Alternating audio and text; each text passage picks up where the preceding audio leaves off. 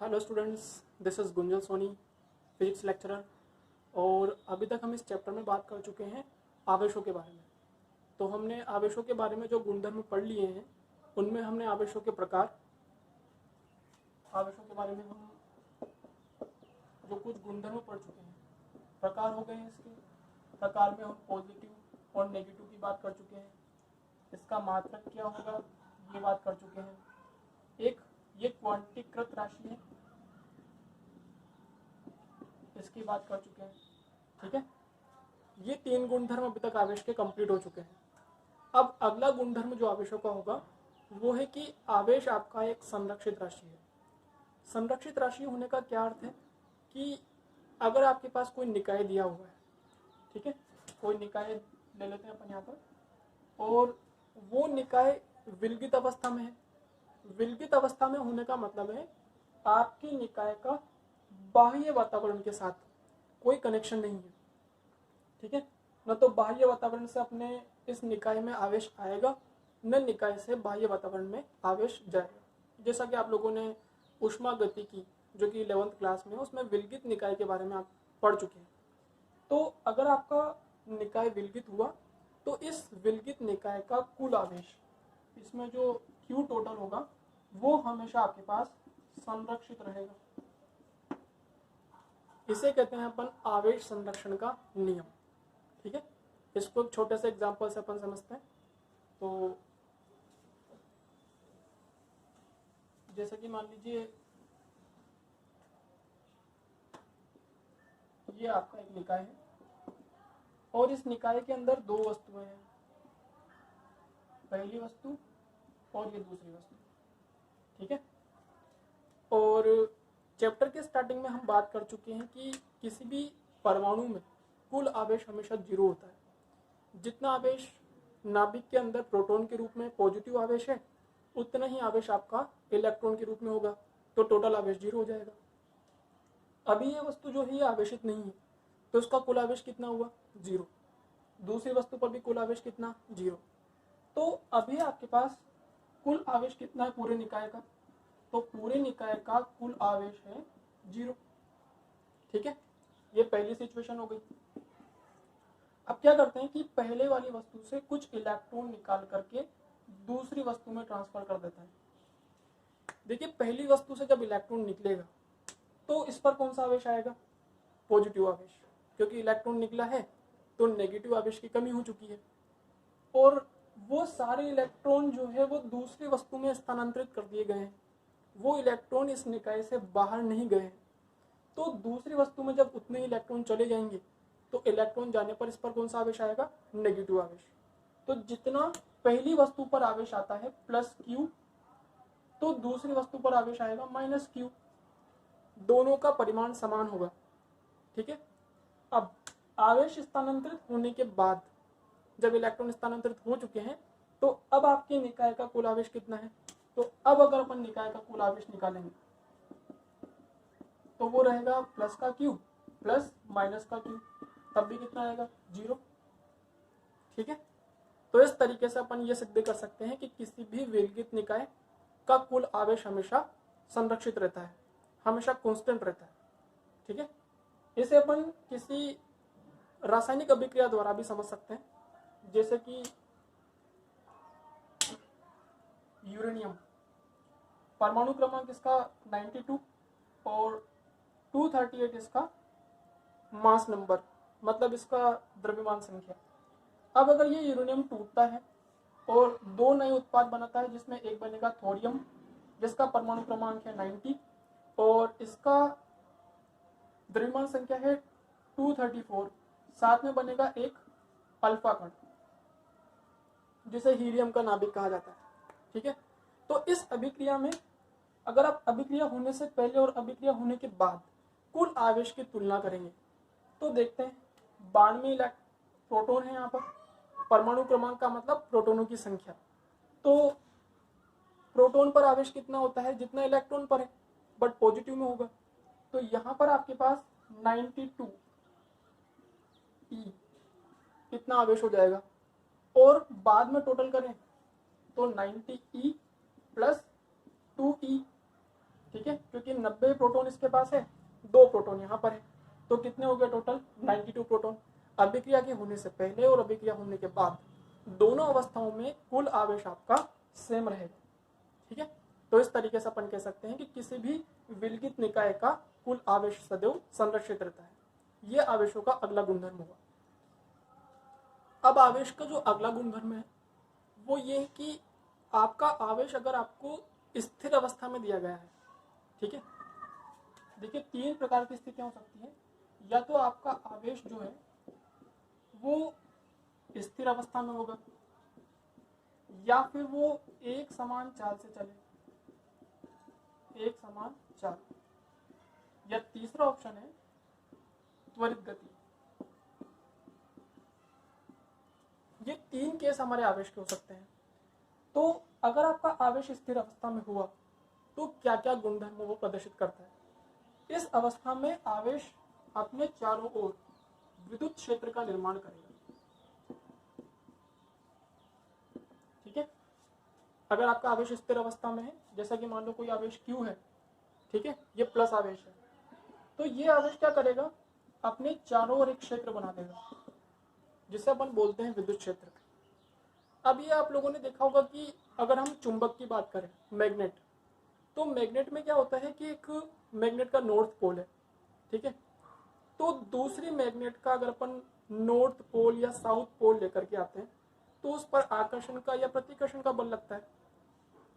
अब वो आकर्षण या प्रतिकर्षण का जो बल लगता है वो एक निश्चित दूरी पर ही लगता है।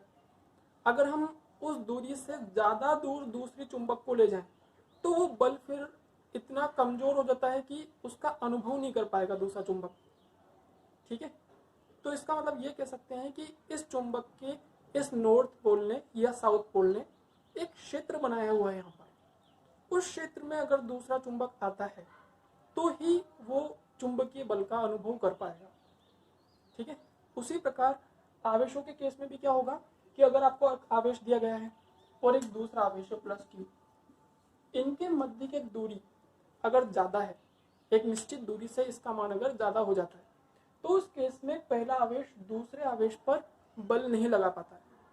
बल नहीं लगेगा ऐसा नहीं है, मगर वो बल इतना कमजोर हो जाएगा कि वो अपना प्रभाव शो नहीं कर पाएगा।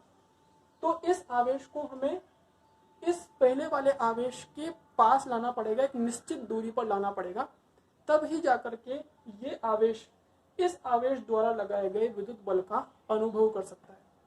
तो वो जो क्षेत्र है जिसमें आने के बाद ही कोई दूसरा आवेश पहले आवेश द्वारा लगाए गए विद्युत बल का अनुभव कर पाए, वो क्षेत्र आपके पास क्या कहलाता है, विद्युत क्षेत्र।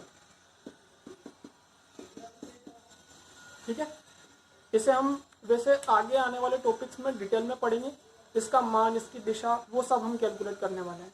बट अभी सिर्फ इतना ध्यान रखें कि स्थिर अवस्था में आवेश अपने चारों ओर एक क्षेत्र का निर्माण करता है जिसे हम विद्युत क्षेत्र कहते हैं।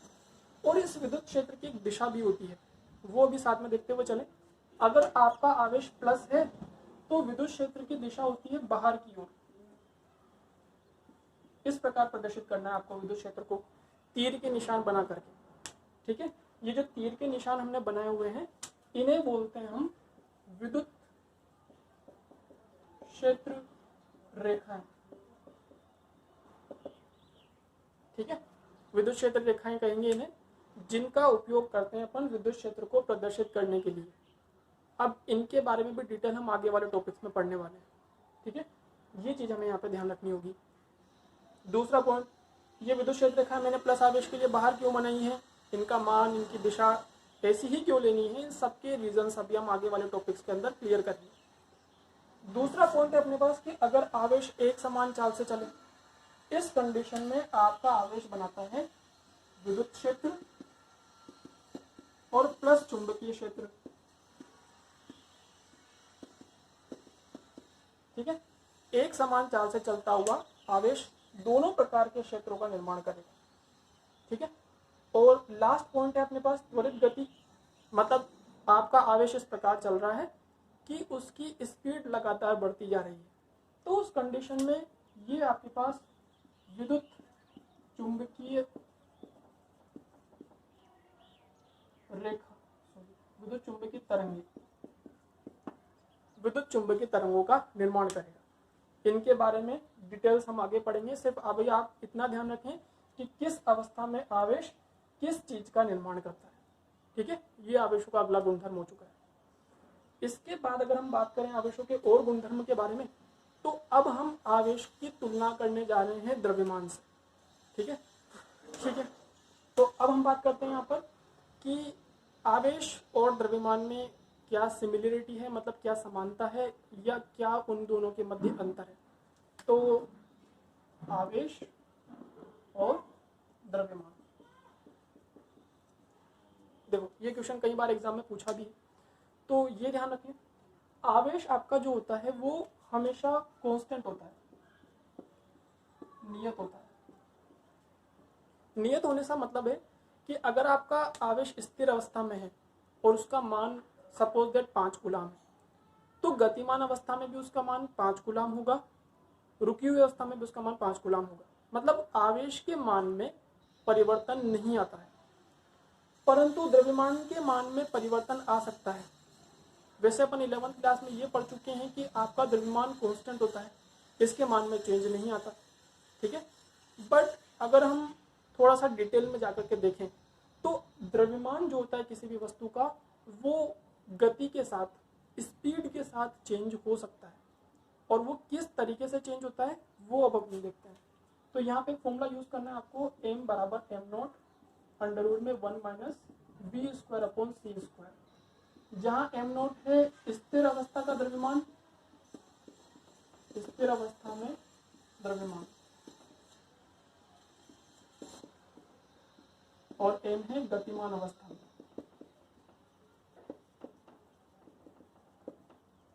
और v है आपके पास द्रव्यमान की चाल,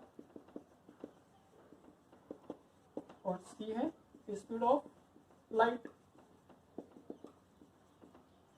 ठीक है, ये आपको ध्यान रखना है। तो इस फॉर्मूले के अकॉर्डिंग m नोट आपका स्थिर अवस्था में द्रव्यमान है। इसका मतलब जब द्रव्यमान स्थिर होगा तो उसका मान कुछ m नोट होगा, और जैसे ही वो v चाल से चलना प्रारंभ करता है तो उसका मान परिवर्तित होकर के m हो जाता है। ठीक है, यहाँ पे v इस द्रव्यमान की चाल है और c यहाँ पर प्रकाश की चाल है। अब इस फॉर्मूले को अगर हमें यूज करना है तो ये ध्यान रखना होगा कि जो द्रव्यमान की चाल v है वो प्रकाश की चाल के लगभग बराबर होना जरूरी है, तभी जाकर के आपके द्रव्यमान में कुछ परिवर्तन दिखेगा। अगर आपके द्रव्यमान की चाल प्रकाश की चाल की तुलना में बहुत कम है तो ज़्यादा कुछ खास परिवर्तन नहीं होता है। इसी वजह से 11th क्लास में हम हमेशा द्रव्यमान को स्थिर मान के चलते हैं, क्योंकि वहाँ द्रव्यमान में कुछ ज़्यादा स्पीड नहीं होती है। जब उस द्रव्यमान की स्पीड बढ़कर के इतनी ज़्यादा हो जाए कि उसकी तुलना हम प्रकाश की चाल से कर सकें, तभी जा करके आपके द्रव्यमान में कुछ परिवर्तन संभव हो पाएगा। ठीक है, तो पहला अंतर आपको ये क्लियर ध्यान रखना है। दूसरा क्या अंतर है? दूसरा अंतर ये है कि अगर आपकी किसी वस्तु का द्रव्यमान दिया गया है, उसमें द्रव्यमान है, तो जरूरी नहीं है कि वो वस्तु आवेशित भी होगी, क्योंकि हम पहले ही पढ़ चुके हैं कि आपका परमाणु विद्युत उदासीन होता है। जितना पॉजिटिव चार्ज उतना नेगेटिव चार्ज, टोटल चार्ज कितना हुआ 0, तो इसका टोटल चार्ज कितना हो जाएगा 0। ठीक है, बट इसका द्रव्यमान तो 0 नहीं हुआ, द्रव्यमान इसमें अभी भी है। इसका मतलब ये पॉइंट क्लियर है कि द्रव्यमान है तो आवेश होना जरूरी नहीं है। ठीक है, दूसरा पॉइंट, अगर किसी वस्तु पर आवेश Q है, कोई वस्तु आपके पास है और इस पर आवेश है Q, कैसे आया आवेश Q? या तो आपने इलेक्ट्रॉन निकाले हैं या आपने इलेक्ट्रॉन इसको दिए हैं। इलेक्ट्रॉन अगर हम देते हैं तो इलेक्ट्रॉन का कुछ द्रव्यमान तो होता ही है, तो उस वजह से आपकी वस्तु का द्रव्यमान बढ़ जाएगा। अगर आपने इलेक्ट्रॉन निकाला तब भी पहले से उसमें द्रव्यमान रहा होगा। तो ये पॉइंट निश्चित हो चुका है कि अगर आवेश है वस्तु पर तो द्रव्यमान तो होगा ही होगा, बट अगर द्रव्यमान है तो आवेश का होना जरूरी नहीं। ये एक मुख्य अंतर है आवेश में और द्रव्यमान में, जो हमें ध्यान रखना है। ठीक है, तो ये आपके पास यहाँ पर आवेश के सभी गुणधर्म कंप्लीट हो चुके हैं। अब एक छोटा सा न्यूमेरिकल मैं लेकर के चल रहा हूँ, जो कि क्वांटीकृत राशि के बारे में है, जो कि हमने कल पढ़ा था। ठीक है, तो आपकी बुक में एक छोटा सा क्वेश्चन दिया हुआ है, तो उस क्वेश्चन को सोल्व करते हैं। साथ में ये भी ध्यान रखें कि आप सिर्फ वीडियो लेक्चर न देखें, आपको इन वीडियो लेक्चर्स के साथ में नोट्स भी बनाने हैं। ठीक है, आप वीडियोस पॉज करें और पॉज करने के बाद साथ में अपनी कॉपी में नोट्स बनाते हुए चलें। अगर आप इसको देखते हुए चलेंगे तो इसका कोई फ़ायदा नहीं होगा। ठीक है, नोट्स बनाएं और एक सिस्टमेटिक तरीके से आप अपनी स्टडी स्टार्ट करें। ठीक है, आपको होमवर्क के लिए कुछ न्यूमेरिकल्स में देता रहूँगा। अभी फिलहाल अपन एक न्यूमेरिकल देखते हुए चल रहे हैं जो कि क्वांटीकृत राशि के ऊपर बेस है, जो कि पिछले वीडियो में मैंने एक्सप्लेन किया था।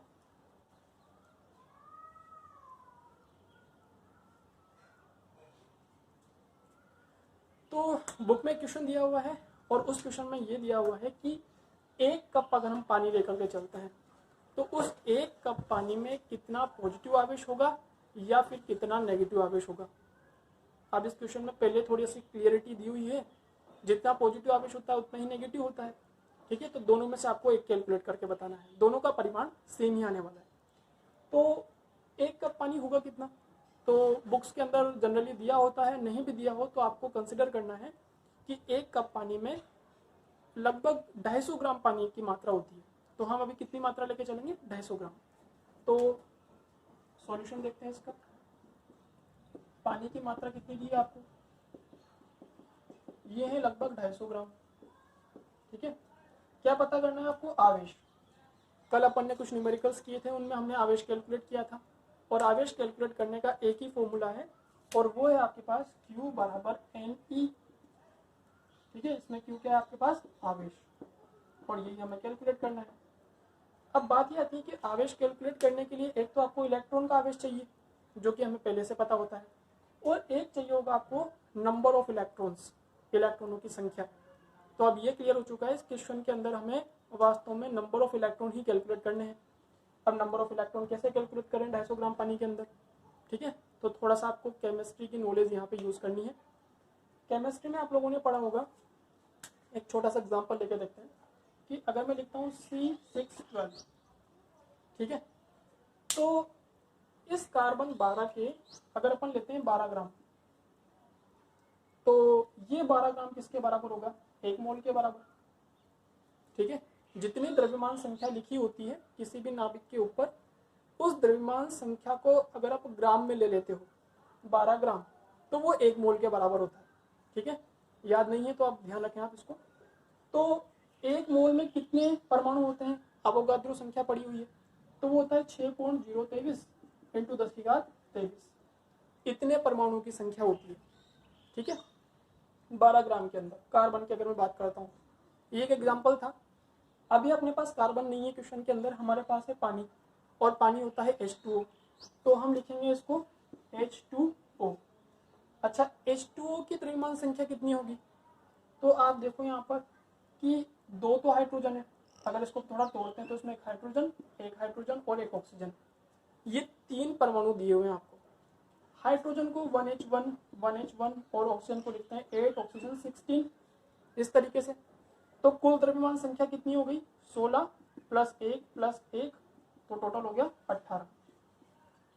ठीक है, तो आपके अगर हम पानी का एक अणु लेते हैं तो उसके द्रव्यमान संख्या कितनी होगी, 18। अब ये क्लियर है कि अगर मैंने 18 ग्राम लिया तो 18 ग्राम में कितना मोल होगा, 1 मोल। ठीक है, जितनी आपके पास द्रव्यमान संख्या होती है उतना अगर हम ग्राम में लेंगे तो वो 1 मोल के बराबर होगा, और इसमें परमाणु की संख्या कितनी हो जाएगी, अवोगाद्रो संख्या के बराबर। तो अभी तक ये क्लियर हो चुका है कि 18 ग्राम अगर अपन पानी लेके चलते हैं तो उसमें कितने परमाणु होंगे। पानी अपने पास है कितना क्वेश्चन के अंदर, 250 ग्राम, तो 250 ग्राम में कितने परमाणु की संख्या होगी वो अपन यहाँ से कैलकुलेट कर सकते हैं। ठीक है, तो उसको अब आप साइड में देखें। तो यहाँ लिख रहा हूँ मैं 18 ग्राम जल में परमाणु की संख्या कितनी है, तो वो है अपने पास 6.023 इंटू 10⁻23। तो 250 ग्राम में कितनी होगी, 250 ग्राम जल में हो जाएगी 6.023 10⁻23 डिवाइड बाई 18 इंटू 250। ठीक है, तो ये अपन ने अभी तक 250 ग्राम जल में कितने परमाणु की संख्या होगी वो कैलकुलेट किया है। अब देखो यहाँ पर करना क्या था अपन को, हमें इलेक्ट्रॉनों की संख्या निकालनी है, न कि परमाणु की संख्या। तो देखो अगर हाइड्रोजन का सिर्फ एक परमाणु हो तो उसमें इलेक्ट्रॉन की संख्या कितनी होगी, तो जल के एक परमाणु में इलेक्ट्रॉन, कितने इलेक्ट्रॉन होंगे इसके एक परमाणु में, इसको अपन अणु बोलेंगे, कितने इलेक्ट्रॉन होंगे। तो आप यहाँ से देखो एक प्रोटॉन है, तो जितने प्रोटॉन होते हैं उतने इलेक्ट्रॉन होते हैं, तो एक ही हो गया, 2 और 8, कितना हो गया, 8 और 1 9 और 1 10, कितने इलेक्ट्रॉन होंगे, 10 इलेक्ट्रॉन। अगर अपन जल का अगर सिर्फ एक अणु लेते हैं तो उसमें 10 इलेक्ट्रॉन है। अच्छा, एक अणु में 10 इलेक्ट्रॉन, और अपने पास अणुओं की टोटल संख्या कितनी है, तो हमारे पास अणुओं की टोटल संख्या ये है, ठीक है। तो इसमें कितने इलेक्ट्रॉन होंगे, तो अब आप यूं कहोगे कि जब एक अणु में इलेक्ट्रॉन की संख्या कितनी, 10, और अणु की संख्या कितनी अपने पास, 6.023 इंटू 10⁻23 इंटू 250 डिवाइड बाई 18, इतने अणु में इलेक्ट्रॉन की संख्या कितनी हो जाएगी, 10 से मल्टीप्लाई कर देंगे इस पूरे को, तो ये हो जाएगा आपके पास 6.023 into 10⁻23 into 250 into 10 divide by 18। तो अभी तक अपन ने 250 ग्राम जल में कुल इलेक्ट्रॉनों की संख्या पता कर ली है, जो ही हमें करना था, यही हमारा मेन पर्पस था इस क्वेश्चन का। अब n पता चल चुका है, उसको सिर्फ इलेक्ट्रॉन के आवेश से मल्टीप्लाई करना है, तो अपने पास कुल आवेश आ जाएगा, ठीक है। तो मैं इसको हटा रहा हूँ, नोट कर लें इसको यहाँ तक। आप देखो, तो आवेश पता करना है तो Q बराबर n का मान निकाल चुके हैं हम, वो है 6.023 10⁻23 इंटू 250 इंटू 10 डिवाइड बाई 18, और मल्टीप्लाई किससे करना है, इलेक्ट्रॉन पर आवेश से, तो ये हो जाएगा 1.6 इंटू 10⁻⁻⁹। इसको जब आप सोल्व करोगे तो सोल्व करने के बाद 1.34 रुक जा रहे